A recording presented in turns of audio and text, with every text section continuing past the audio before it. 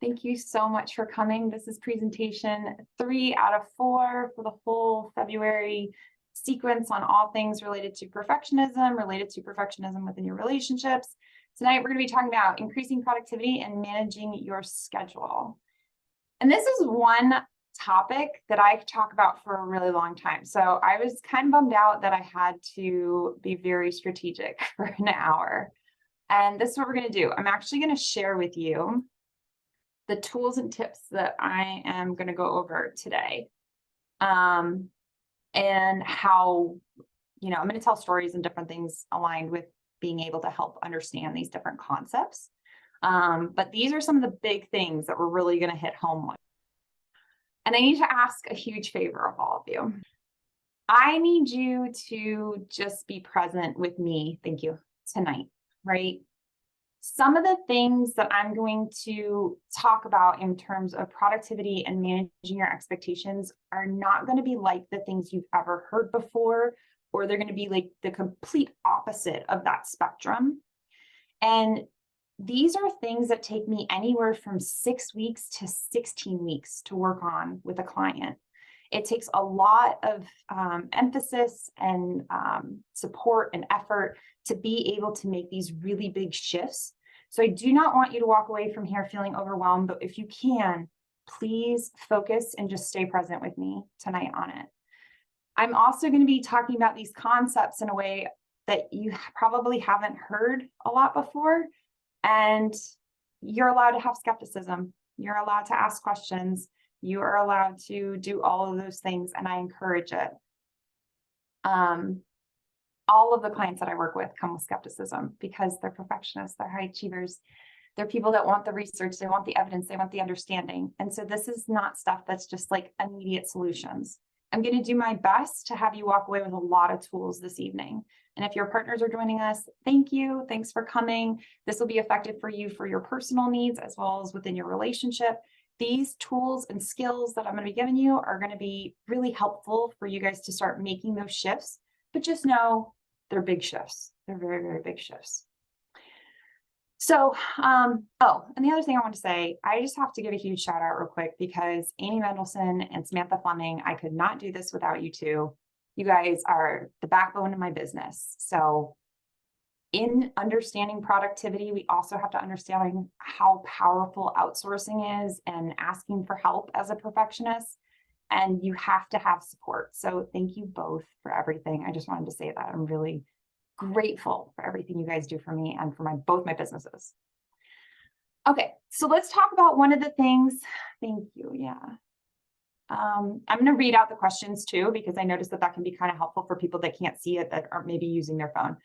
I'm not sure if you will address this, but one of the things I have an issue with is actual versus dream schedule. Yeah. Dream schedule, meaning I don't have to worry about money, or dream schedule being realistic and I have to work.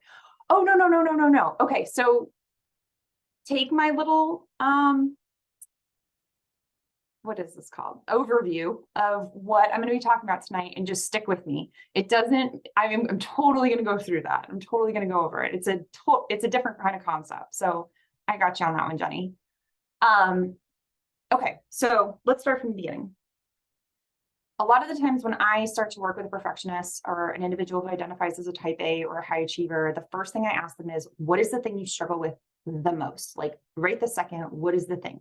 Why aren't we meeting the expectations that we assume? Why aren't we doing some of the things? Why are we over procrastinating? Why are we trying to overdrive everything that we're doing, right? And a lot of it comes down to time. Perfectionists often do not believe that they have enough time to do the things they want to do. And everything either feels like another project added on, or it'll never be completed. And we're constantly pushing that finish line, right?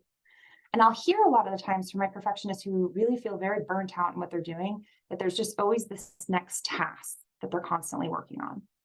I want to break down this concept and stay with me for a second. I want to break down this concept to help you see this in a little bit of a different perspective. Think of a browser window. Think of all the tabs that you have open on a browser window. You probably have heard this expression before, but I really want you to think about for a second, how many tabs do you actually have running in your mind on a daily basis? What are all the things? What do I have to get from the grocery store? When do I have to finish that project? Did I reply to that email? Am I supposed to be doing this? Is that person mad at me? What's going on, right? So think about this. This is an excellent question for after this presentation to sit down with your partner and have a conversation about.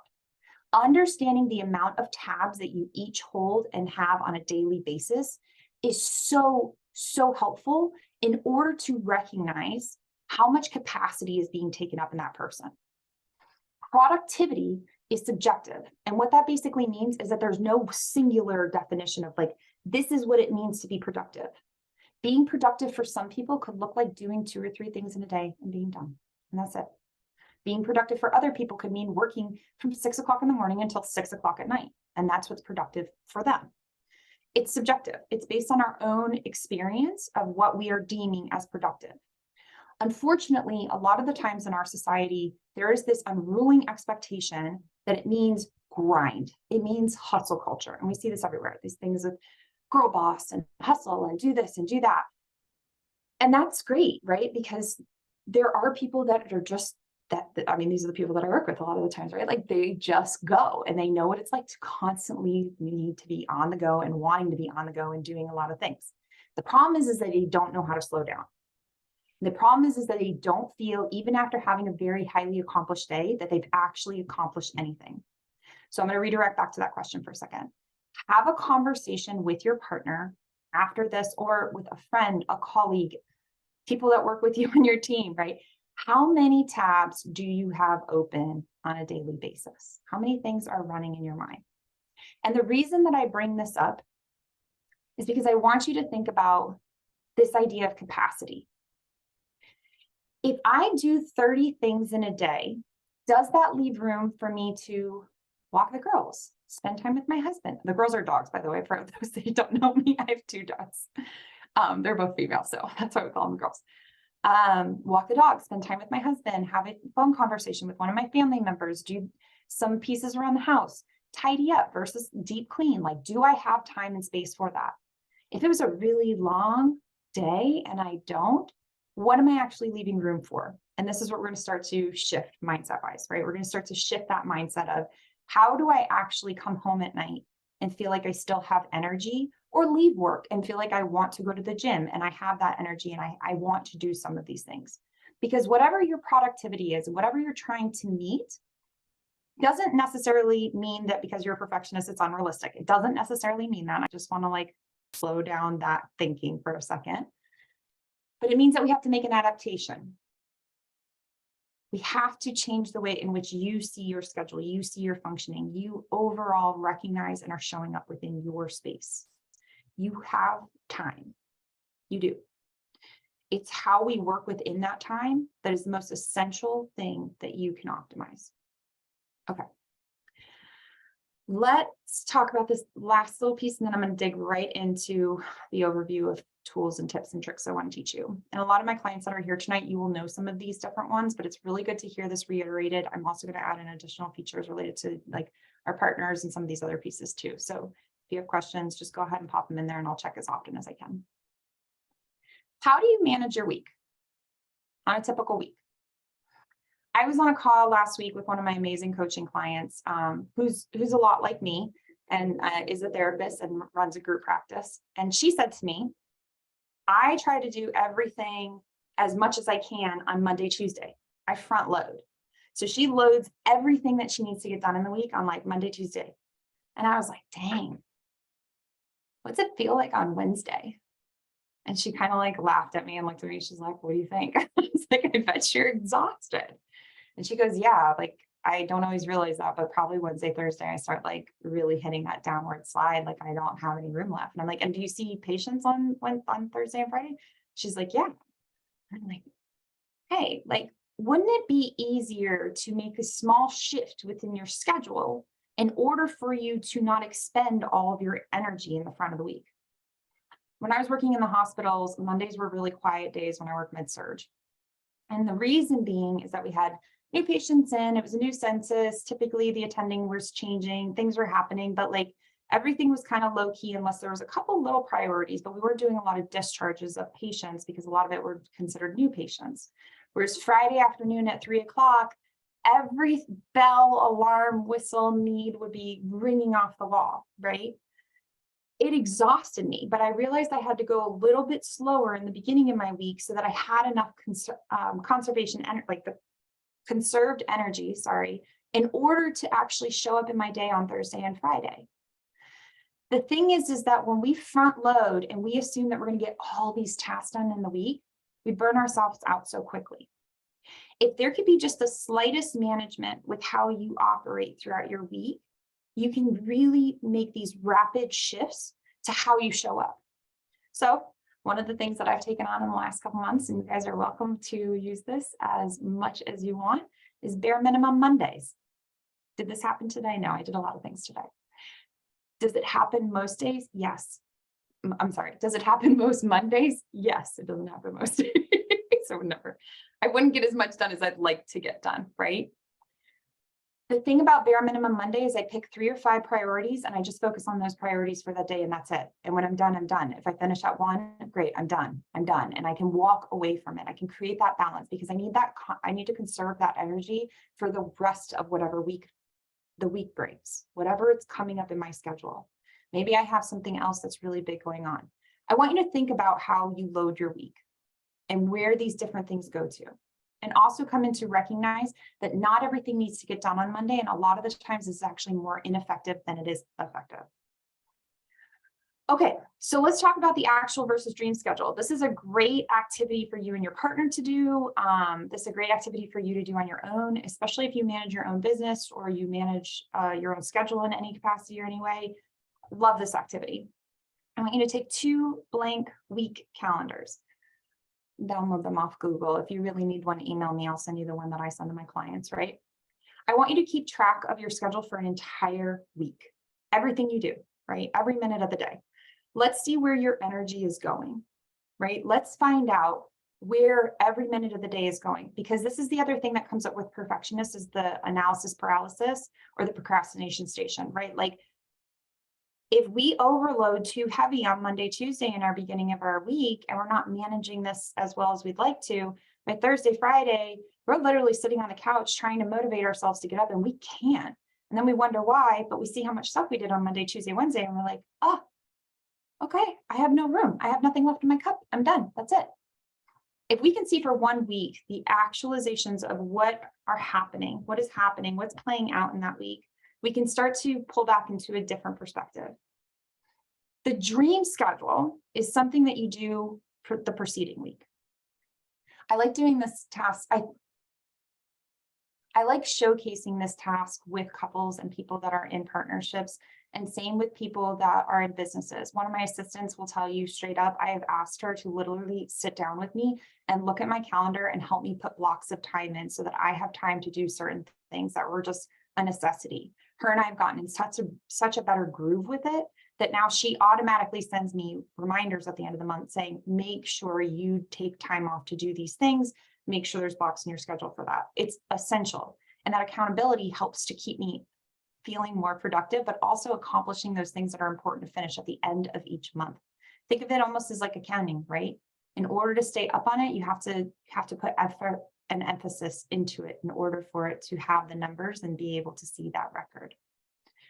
So the dream schedule. This doesn't mean that you're going to never have to work again.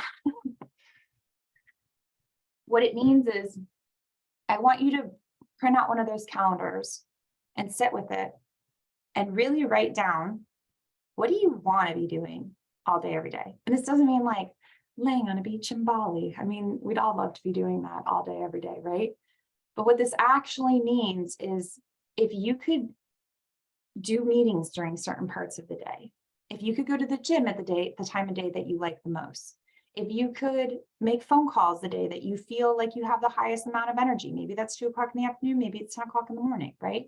If you could navigate some of the things that exist within your work life and your personal life and create this dream schedule, what would it look like? Some of the research that's coming out of this whole COVID thing is that they're finding out that we actually don't need like 8 hours of work days, right? We don't need that like 9 to 5 work day. And that people are actually more productive when working from home a lot of the times because they're getting their day completed in a shorter period of time and they're not as distracted by external forces, right, by other people. But what would you want your week to look like? I'll tell you too, for instance, my husband and I on Friday afternoons, we like to kind of have a low key Friday afternoon. And a lot of times, if we can, if it works in the day, if it's fluid enough to exist, we will sit on the couch, we'll do a little bit of work on a computer, and we kind of just start to take a load off from the whole week. We put a lot of effort and emphasis into our week, right? Now we can start to come down a little bit. If you can start to see how you want to show up with this, you can start to mimic that dream schedule. So that's actual versus dream schedule. That's what that looks like. Let me know if you have any questions. This is just an activity for you to do to see where you are versus where you want to be and what that looks like in your day-to-day life. It's not required that you start implementing these things immediately either. It is a slow build. And that's why I was saying in the beginning to stay present with me on some of these parts. I'm still navigating like what my dream schedule looks like every week. Has it gotten a lot better over the last few months, over the last year? Yeah, 100%. But it does take a lot of adjustment and it does take a lot of adaptation. Also, having your partner help keep you accountable with certain things that make sense for the two of you will help with the way in which you guys manage your schedule. A really good example is today. So my husband and I are making burgers for dinner tonight, right? And I messaged him because he was not at home. He had a vehicle with him. And I said, hey, do you want to pick up stuff or do you want me to Instacart it? Like, what makes the most sense? And he's like, I'll pick it up. And a lot of that is just the fluidity for us to manage what we both need in that moment. And this is what I mean by teaching each other and going through your dream schedules together. If he's going to be out that day, great. Let's figure out what's going to be the best assessment tool for us to get that action completed. If he doesn't want to, I'll Instacart it. I mean, what? Okay. We need hamburger buns for hamburgers, right? The other piece that exists within this container is a really good way for the two of you to have and take out time for each other. Setting time up for each other and really allowing that time to be part of both of your weeks. Maybe it looks a little different on when you guys both want to schedule that time, but it's really important for you guys to get on the same page about that. Okay. Dump list. These are my favorite.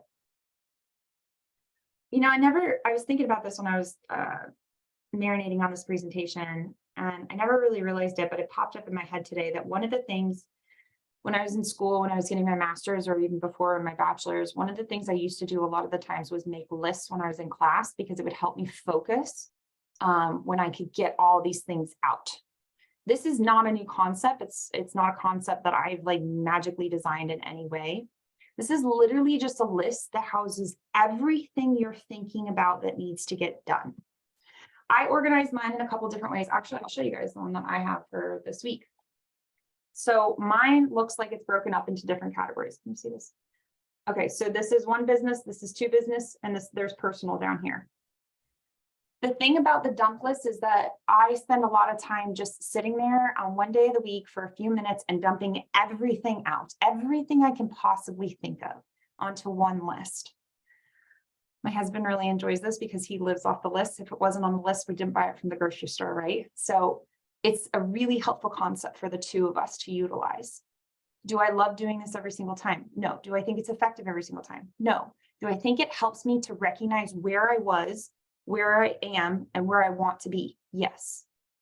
Pro tip, when you create the dump list, next to each task, I don't have it on this one because actually what I do now is I take this and I put it into a task management system online, which makes it more effective for my whole team to be able to see it, right? What I used to do though was write next to each task how much time I thought it was going to take me. Here's the issue with perfectionists a lot of the times, is that the tasks that we assume will take the longest and the ones that we're avoiding are the ones that actually take the shortest period of time. Whereas the tasks that don't take that long that we, set up in our head that should, or I'm sorry, the tasks that seem like really easy end up taking a lot of time because they have all kinds of little problems and mistakes and issues that pop up along the way, right?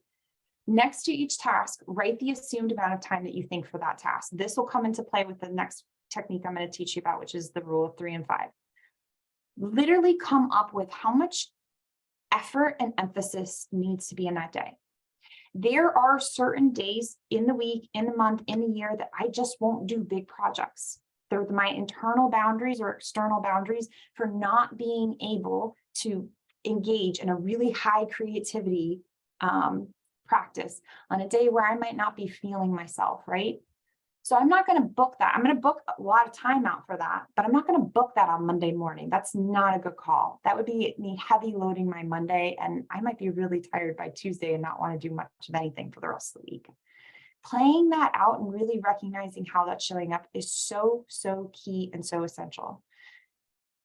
The other pro tip with the dump list is if you like to, for the first one, I just recommend you sitting there and you're writing everything out, but you're welcome to categorize them, right? And it doesn't have to be big categories. It can be like one business, it could be home, it can be your personal needs, it can be all these different little things. And it just needs to be things that you need as a reminder. I mean, one of these two on here for me is order glasses, right? Or back up my computer. I haven't done that in a few minutes. So like just those little things that like I forget about, and then it pops up randomly when I'm doing something. I'm like, shoot, why did I forget about that? Also really helpful for you and your partner if you guys bought a house and you're trying to do projects. Dump lists are amazing because you can dump out all the projects that you have that you're interested in doing within the house, and then also put out the budget that you have for it. Great opportunity there. Okay, let's talk about the rule of 3 and 5 now.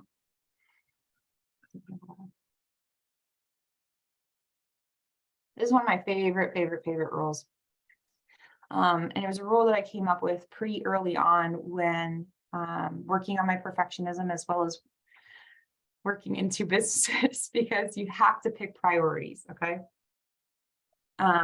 If you guys have any skepticism towards some of these like techniques and tools, or like you start using them and you have skepticism, do me a favor, go on Instagram and watch the live that I just did with one of my former group coaching clients, right? Because she talks about this rule very specifically.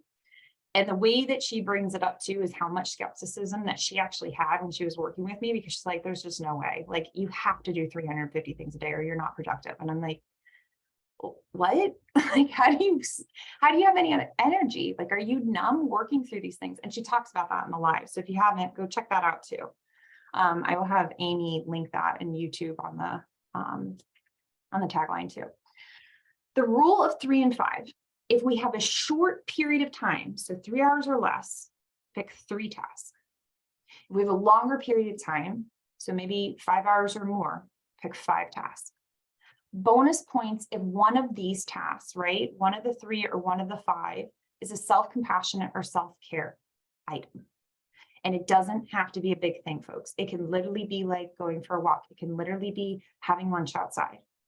I like to use this a lot on my weekends too with my husband. We'll get up in the morning on Saturday and there's that little bit of what are we doing today? What do we need to do? What are the priorities? Because we just see all these other projects that we haven't touched all week because we've been working. And we're like, okay, what has to get done? And I'm like, all right, what are your 3 priorities for today? Like if you had 3 things that you wanted to get done today, like wash the truck, clean out the garage, and watch a football game, right? Like those are his 3 priorities for that day. Great, now I know where he's at. My things are go grocery shopping, do something with a friend or pick something up, and then I'll watch a football game, but I'm probably going to do notes or something during it, right? Like I'll find something else to do during it. So we have one piece that aligns. Mine's not self-compassionate though, right? Like me sitting there watching a football game and enjoying it and relaxing would be more self-compassionate than me doing it while doing notes. So I just want to point that out. I'm aware.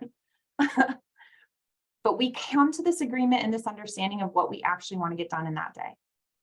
In your work day, this doesn't mean that, okay, well, how's Nichole saying this? Like you're only doing 3 or 5 things a day. Like that's all you're doing. No, I will have clients, right? I will have client appointments. And if I do have client appointments, depending on how many client appointments I have or coaching sessions I have or meetings I have or follow-up and admin work I have, depends on how much time is actually left as a reserve for me to get done the priorities that exist on the dump list. For instance, this morning, I had a vet appointment with the dogs and I had 2 clients, right, in the morning. I had a big chunk of the rest of my day to do whatever I wanted to do. I picked 5 things because I was feeling good, high energy today. I checked in with myself. I checked in with my body. I'm like, no, like we're good. Like, let's get some stuff done today. We did. I cranked it out. I talked to both my assistants today. We kind of did a bunch of different type of work. And then I told one of my assistants, I'm like, listen, at 5 o'clock, I'm stopping. I'm going to go take a break. I'm going to go hang out on the hammock with the dogs. And that's what I did, right? This tool is utilized when we have the extra time. Okay, so it's not 3 to 5 things in your 9 to 5 necessarily, like it has to be like these meetings and things like that. This is the extra stuff that you're not getting done, because I think we can all come to an agreement here too, that like our jobs are labeled as one thing, but then we have a bunch of other things to do that build up, right? That we don't get done, or projects that we're working on. So really paying attention to this. If you get a day where there's 5, where you get 5 things, right? And it's let's just say you like taking Thursday afternoons at 2, and you just kind of like being a little bit more chill so you don't schedule meetings during that time, right? If you get this big chunk of time, the one thing that I want you to start working on is, what's one thing I can do for me and 4 things that I need to get done today. If you happen to have a little bit more time and you want to do something extra, great, go ahead, do it. Like not the end of the world. This isn't hard and fast. This tool becomes extremely helpful when we are feeling very overwhelmed with what we are doing. Extremely, extremely helpful, because that overwhelmed feeling makes us think like, I have to complete all of these today. And that's not reality. That's not productivity, right? Productivity is understanding, recognizing, and going through that process while also still maintaining compassion for our own needs. You have a life outside of your job, and we need to separate those two. We need to create that boundary for you. Okay, next tip, 60 and 90 rule. Our brain typically gives us 90 minutes of executive functioning at a time. What does that mean? Executive functioning is higher level thinking. So this is when you're really knee deep in that project. And I want you to think back for a second too about the tabs, right? There's probably 1 or 2 tabs that you're always really aware of that are kind of going off in your mind all the time, because like those are things that are the most pressing or have the most need or most stressful, whatever it might be, right?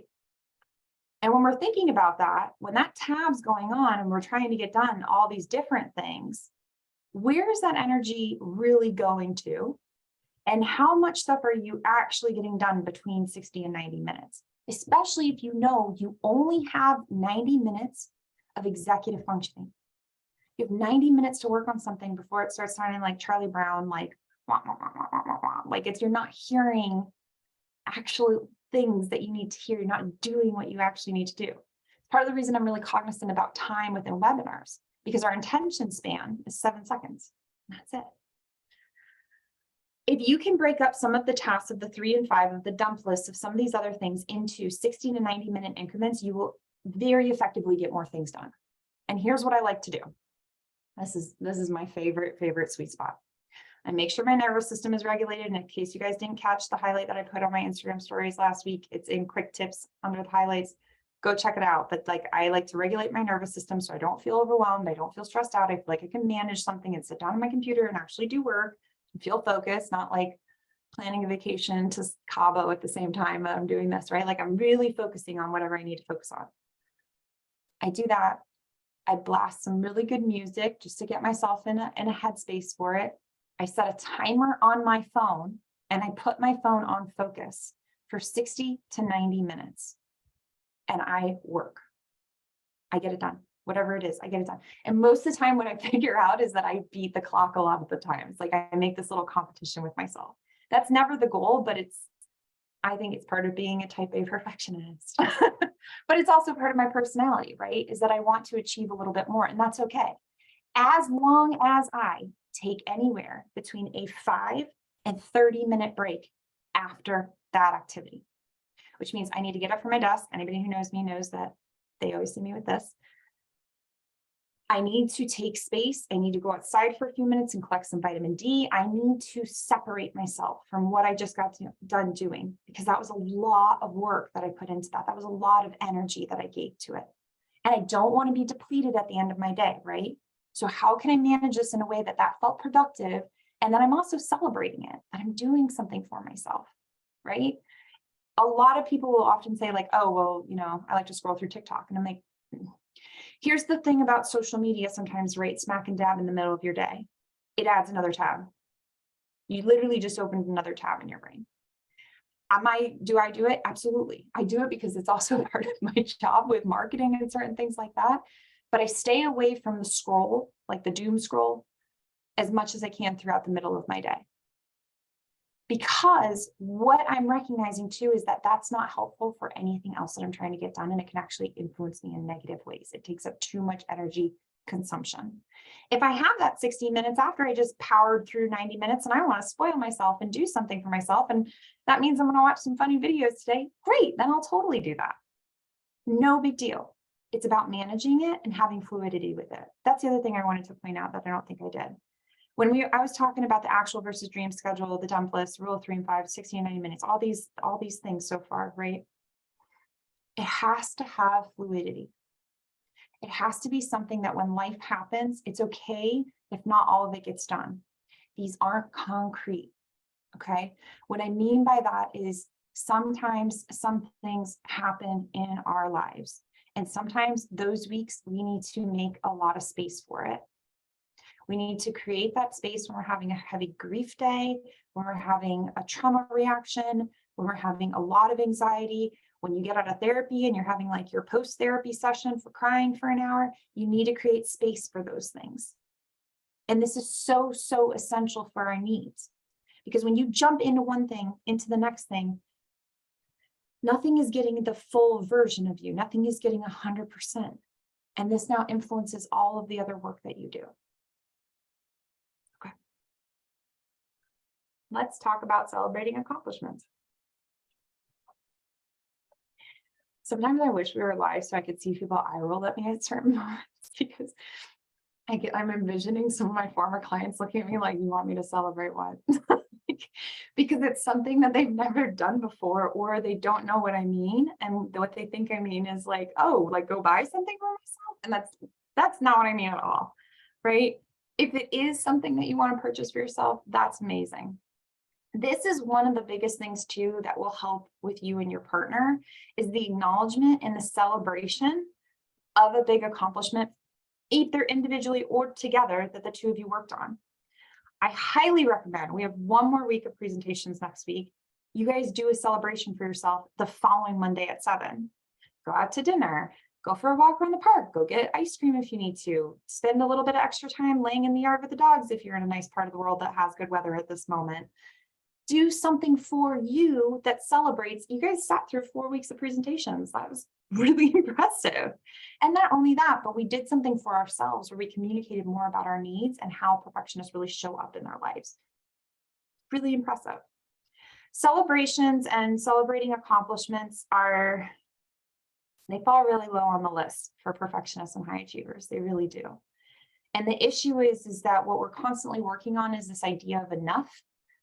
But when we constantly are moving the finish line, we're not allowing ourselves to ever really feel enough. And what I mean by that is that if it's always project after project after project, we're not really getting any moments in between that give us that real self-compassion and self-care and that honoring moment of like, I actually did something pretty big today. When we don't celebrate our accomplishments, we end up feeling more depleted. Sometimes within relationships too, it's easier to see the celebrations that our partner needs versus the celebrations we need. And this is how you and your partner can align on this, or you and your best friend. Both my sister-in-laws are absolutely amazing celebrators with me. They're cheerleaders, right? And I will call them and I'll be like, this crazy thing happened at work. Let me tell you all about it. And they're just excited. And sometimes I just need that moment with them of just really being excited about something for me to really enjoy and sit in that celebration too. My assistants do that for me as well. My husband does that for me. I have a couple people that I go and I do these little celebrations with, and it's nothing big. We're not having a party, but I'm literally taking out time for me to actually sit with it too. And for me to go, this is actually something I'm really proud of. Perfectionists didn't get a lot of time growing up often to enjoy those celebrations. So now it's going to be something that you're going to have to learn in your adulthood, and it's going to look a little different. It's going to feel a little weird. It's going to feel like you shouldn't have all this attention towards you or things around you, and you shouldn't have to buy something for yourself in order to feel accomplished. You don't have to. But going and sitting outside for 30 minutes and doing absolutely nothing but listen to some good music, that's a huge celebration. I love that celebration. One of my guilty pleasures is buying another orchid.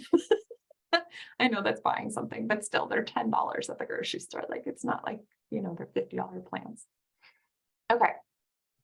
Creating sustainable routines and habits that maintain flexibility.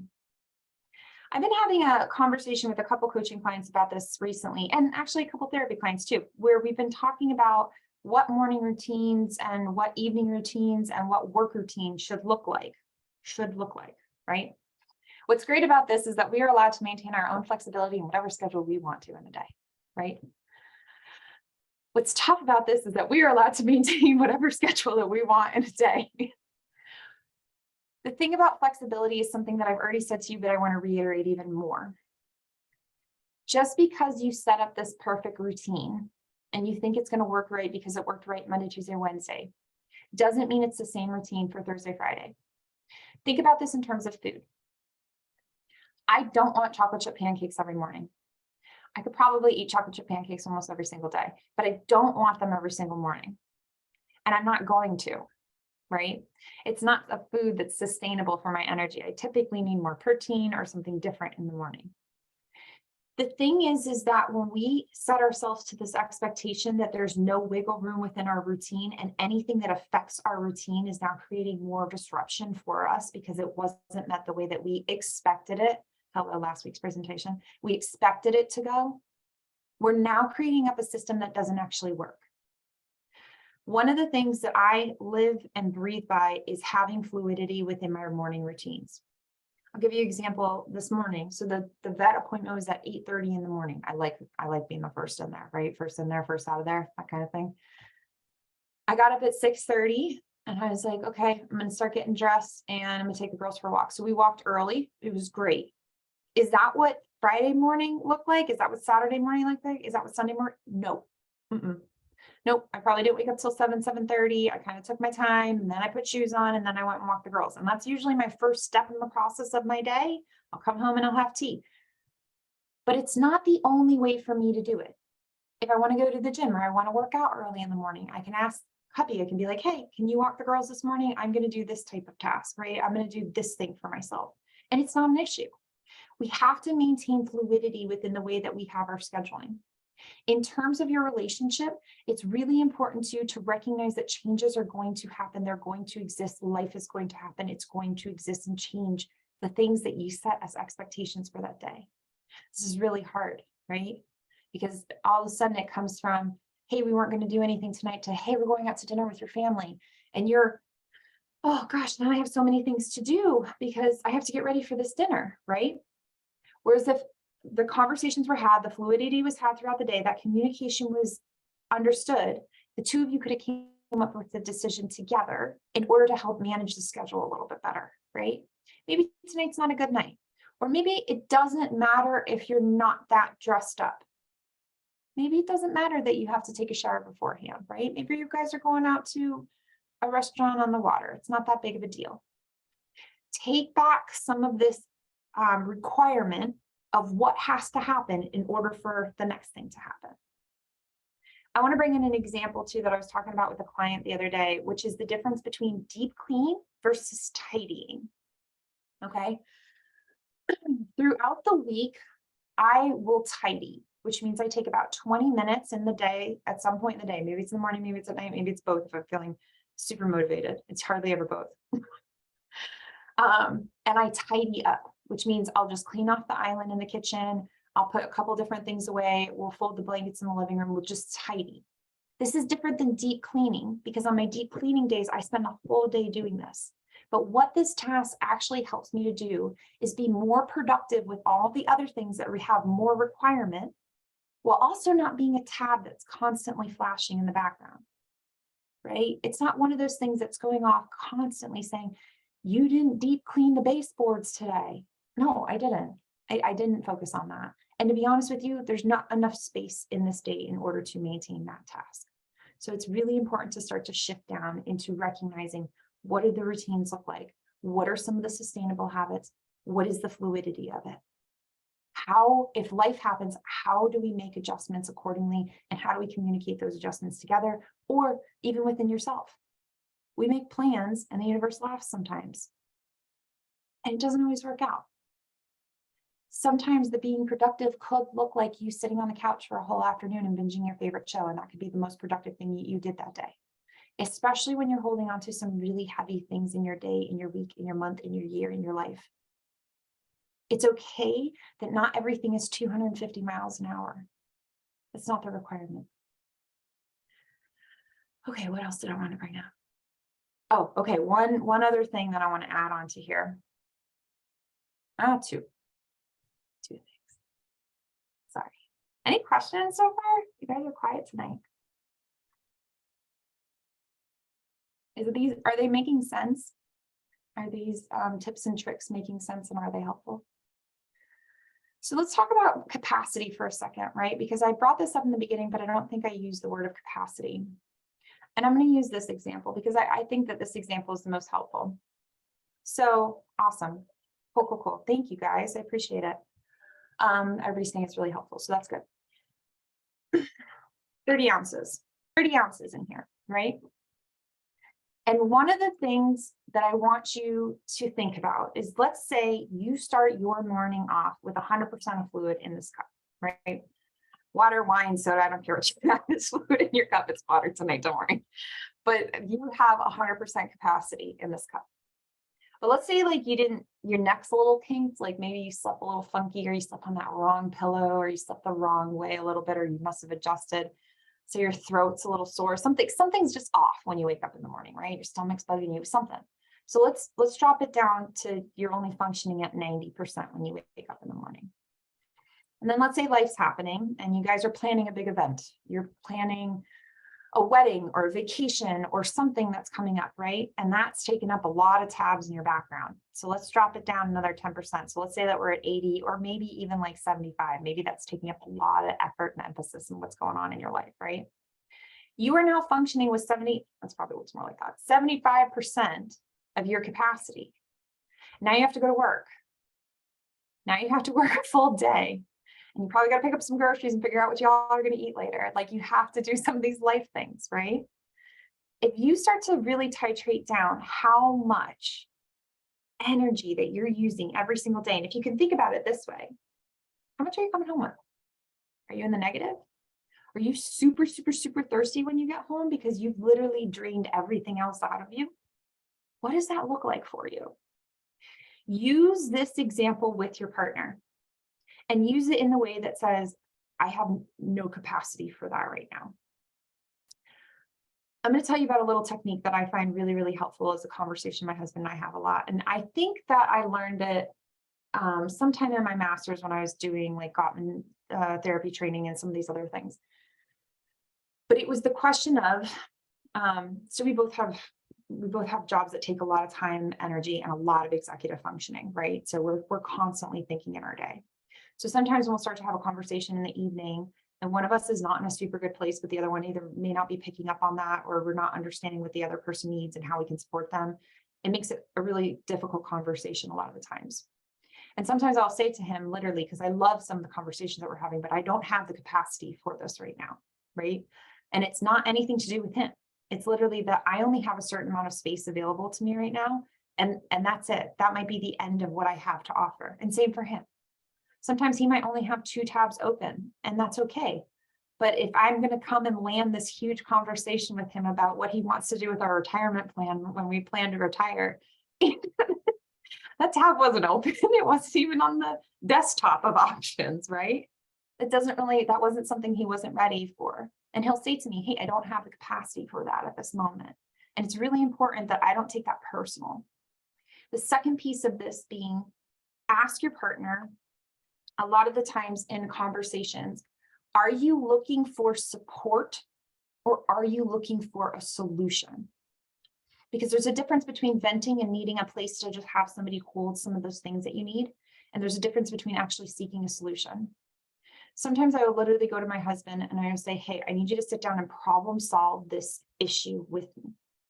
And I don't need an immediate solution right now, but I need somebody that's also thinking the same way I am a little bit to help me come up with the results.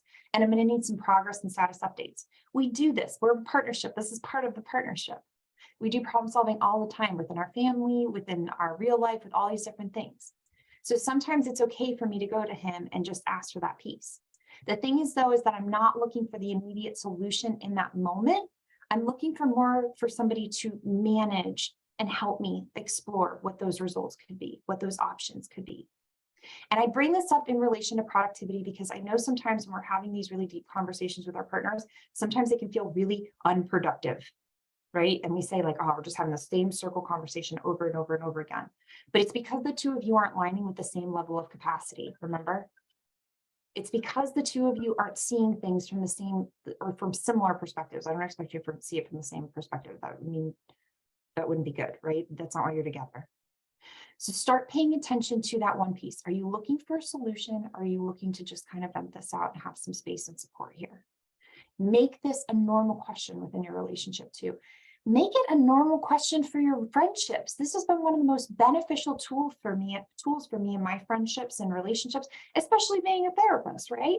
Sometimes people like to tell me things going on and I'm like, what are you really needing here? What can I do for you? Because there's a big difference between the two.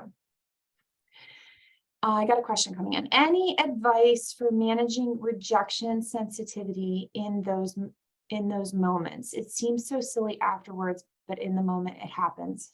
In those moments. What do you mean, Brittany? What moments? Sorry, that was 2 minutes ago. So in the moments of you not being able to receive like positive feedback or a solution, or your partner not being, when your partner is saying they don't have space. Oh, great. Okay. So any advice for managing rejection sensitivity in those moments? And the moments are when your partner is saying they don't have space for what you are bringing up. Yep. Okay. And please take this. Okay. Sometimes the things that I am ready to deal and manage and navigate and do does not mean that my partner is ready to do and manage and navigate and do. Okay. And we have to recognize that we are very different people. So sometimes I might be very ready to have that conversation, right? And this doesn't have to even just be in just a marriage or a relationship. This can be in a coworker, work relationship. This can be in a friendship, certain things along those lines. We become sensitive because we've typically been holding on, thinking about and marinating on the situation for so long that by the time we get there and we get ready or we're ready to ask for help, if we get shut down, we feel very, very, very empty and very, very left alone. And a lot of the times with perfectionists, one of the things with the youth of our perfectionists is that our needs were always too excessive, which is why we presented as really good children, like really well-behaved children, because we couldn't have those kinds of heightened needs all the time.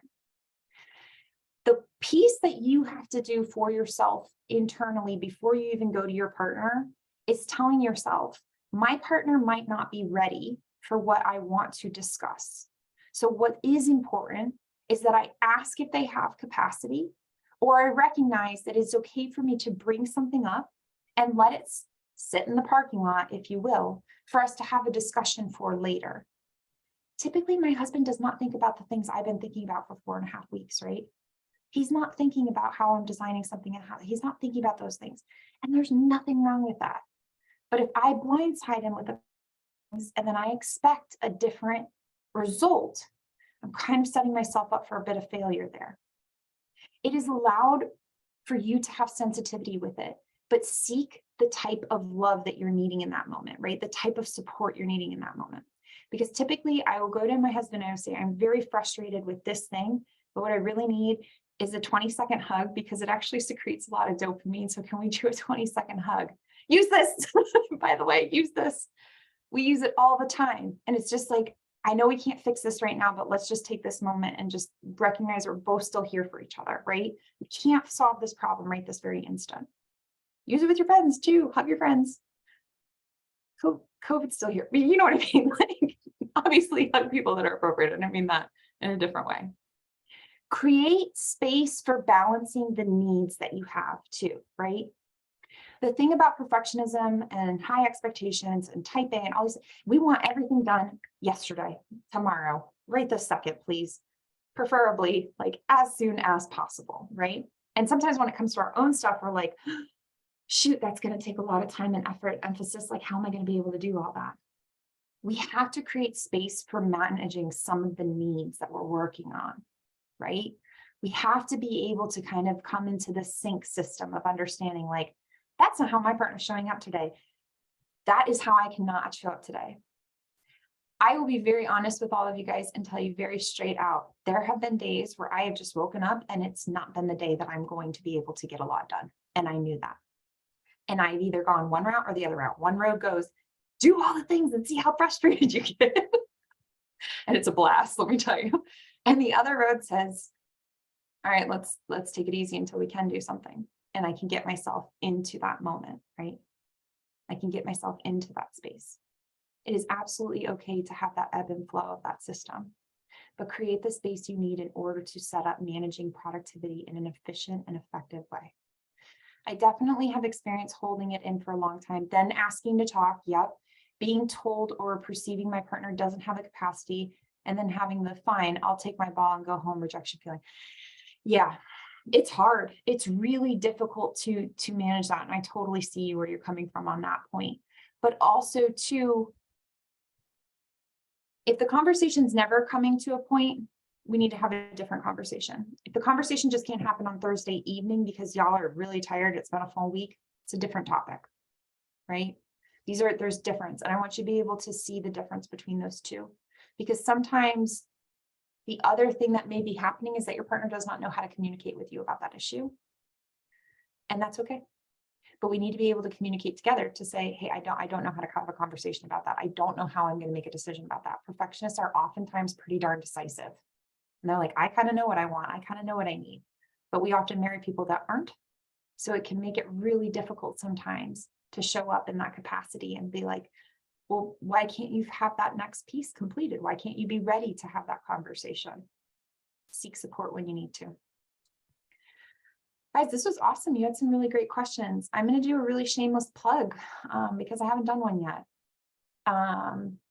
If you guys have any other questions, please feel free to put them in. I'm being really cognizant of time. We're at 7:52. We're both laughing at how true that is. Yeah, good. I'm glad. Yeah, it's tough, but it's very, very manageable. And if you don't know how to communicate it together, seek support. Seek support, please. There's so many different options, so many different opportunities. Okay, shameless plug. I am enrolling for group coaching, Perfectionist Reset 2.0. If you are interested in finding out what it's like, go to my Instagram and watch the live I just did with Maylee. She is phenomenal. She was one of my participants last year. It is a 6-week long program. It includes my Perfectionist Reset course. It also includes 6 group sessions. It includes the interactive journal and 1 coaching session with me, an intensive session right smack dab in the middle of the 6 weeks. I'm hand selecting people that choose to apply so that I can help put them together in the right groups with each other. And this is, you know, Maylee and I were talking during the live and she's like, I cannot believe that we did this a year ago and the effects from that are still lingering, they're still existing. And she has not had or needed a booster session with me in any way, which basically means like a tune-up, right? We've met up a couple times and we've chatted, but other than that, she has been doing really, really phenomenally. If you are interested in booking a call with me so that we can discuss the options, it's completely free. I give you an hour of my time. I would love to be able to chat with you and get you enrolled. I would love for this program to start up within the next couple of weeks. I do work with people's schedules. I kind of manage it the way that it works best for you and the rest of people that are involved. I can't say enough good things about it. If you're also interested in individual coaching, I have a wait list open for that right now. It probably will be around mid-April to May that I'll be accepting some new individual coaching clients. That's a 16-week long program. And then, as always, I do things that are one-on-one interactive. So if you're interested in anything along those lines or any type of services and you would like to take an hour of my time. Additionally, if you and your partner want to take an hour of my time, I do not claim to be a couples therapist, anything along those lines.